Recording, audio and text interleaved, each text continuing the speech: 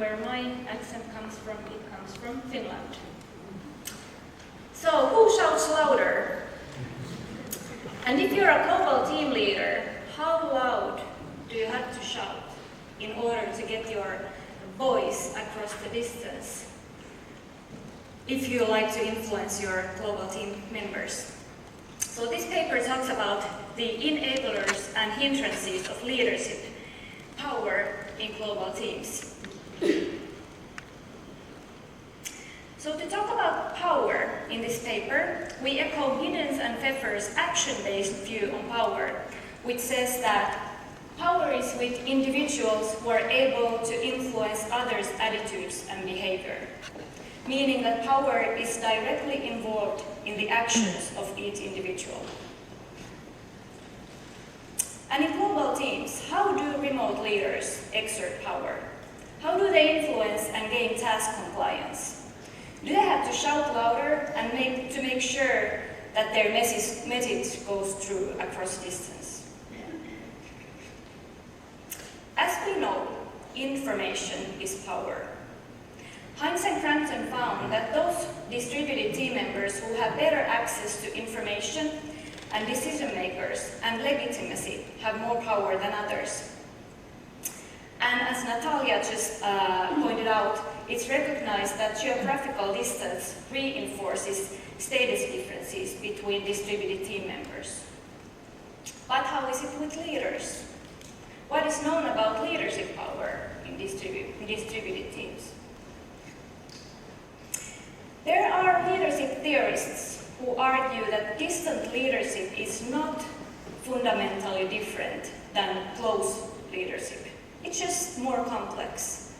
And what adds complexity in distributed teamwork? Of course, it's the geographical distance, time differences, cultural differences, language barriers, etc. And addressing that complexity, researchers have created practices to support remote leadership. But we are interested in what it is in distance that complicates leadership and affects their ability to be effective, exert power, and gain task compliance. And when we study distance, with geographical distance we mean those situations where one team member is located in Brazil, for example, the other one in Stockholm, Sweden, or temporal distance.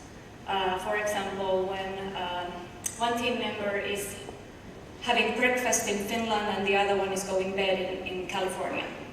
And by cultural distance, we mean the perceived distance between people who come from different cultural backgrounds. And given the inherent complexity of distributed team environments, we ask, how do geographic and cultural distances affect the power of formal remote leaders in multicultural distributed teams? To understand this, we conducted a multiple case study of 4 geographically distributed R&D teams. One of these teams represented high distance. The team was crossing 3 continents and employing people from 5 different nationalities. And then we had 2 teams representing moderate distance. They were operating in 2 different continents and employing 3 nationalities. And then we had 1 low distance team working in 1 continent and employing people from 3 Scandinavian nationalities. So let's have a closer look what we learned from these cases. So this case represents the high distance case. It was formed of 12 team members located in 3 continents. 4 Japanese team members in Tokyo, 3 Finnish team members, and Iranian team leader. The star is representing the leader in each of these cases, if you wondered that. And then there was a team in Bosch in Dallas, employing 2 Americans and 2 Chinese team members. And because of such a high geographical and cultural distance, this team had the most power problems of all our cases. 14 hours time difference between Tokyo and Dallas diminished team communication.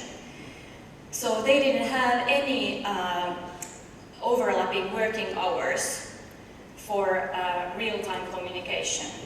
And because of the lack of communication, the sub-teams started to see the team goals very differently.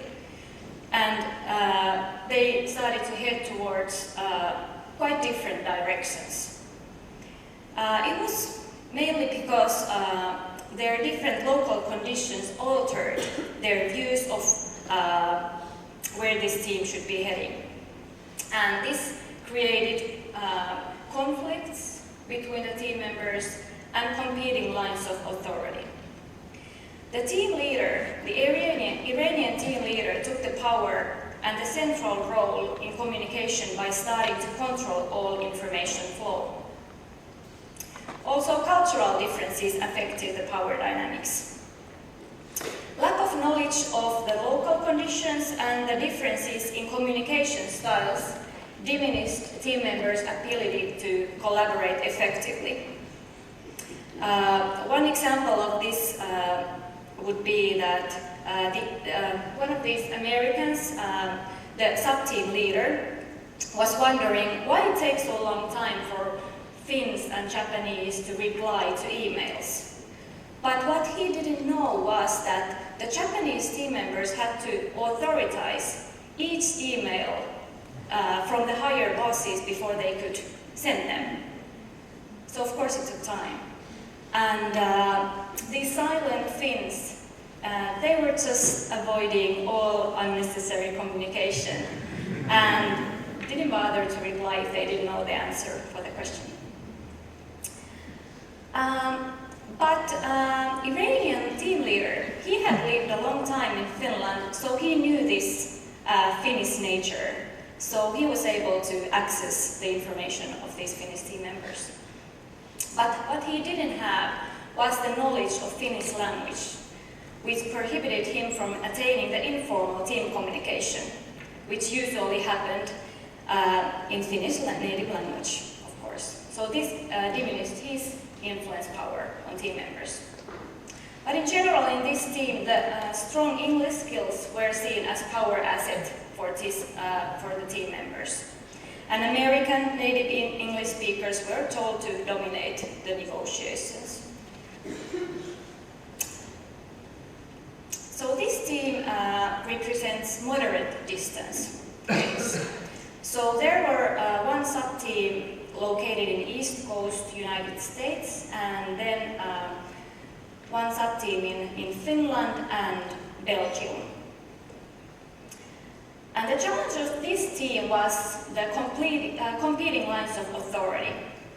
The proximate and distant leaders in Boston and Helsinki were competing for the same human resources, the time and effort of those team members who were simultaneously attending multiple projects. And the winner usually were the local leader. Because of the proximity, he had most power to influence task compliance and get team members to obey his orders while the other one was sleeping in the other side of the world. And this case also taught the power of local language skills. And there was this Belgian sub-team leader who knew both Finnish and French. She was located in Helsinki, and she told us about her advantage in leading the remote Belgian team. I'm still very young, but I have special language skills, and that is my asset. I get an upper hand of everything because of my language skills are so strong. It really gives me power in this job that I speak their language and I understand their jokes and their concerns.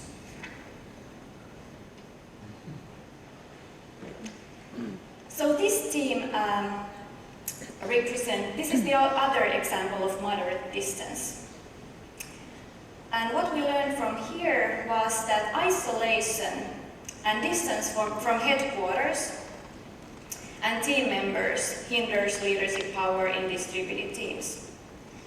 Also, low cultural awareness and low visibility of local conditions diminish especially this Japanese team leaders' power in gaining task compliance.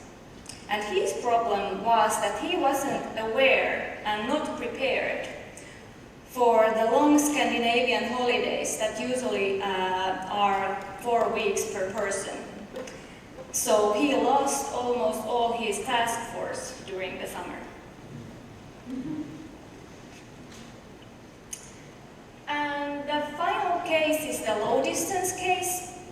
And this case had the least power issues of all our data. The team leader was located in Stockholm, Sweden, one member in Norway, and others in Finland. The power problem of the Swedish team leader was the distance from headquarters, because he was not able to influence the decisions made in face-to-face meetings in headquarters in Helsinki. And the dominating language of this Scandinavian organization was Swedish. So those people who were native in Swedish had the most power.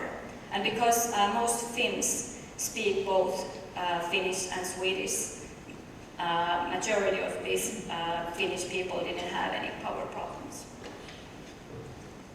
So to conclude, the main things that we found from the cross-case analysis were that the further apart, geographically and culturally, the leaders are from headquarters and team members, the weakest power they had to influence distant team members. And they needed to find ways to shout louder to increase their power. Additionally, different cultural backgrounds, norms, values, practices, and behaviors created power problems in multinational teams. However, cultural awareness enabled team leaders to adapt their leadership behavior according to different expectations and needs of the multinational team members. And the leverage of language skills, both in English and the dominating languages, increased power. So even though the number of our data is quite small and more research is needed on distance and power, it's still useful to acknowledge how distance affects leadership power in distributed teams in order to create more practices for effective leadership.